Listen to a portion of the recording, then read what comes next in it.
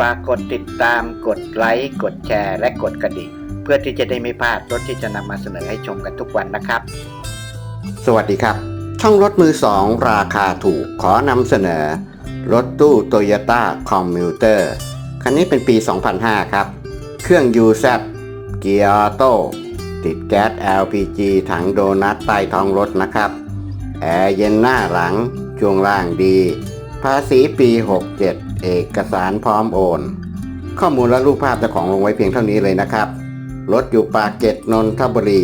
สนใจก็ลองติดต่อสอบถามขอข้อมูลและรูปภาพเพิ่มเติมจากเจ้าของโดยตรงเลยครับเบอร์โทรให้ไว้ที่ท้ายคลิปแล้ว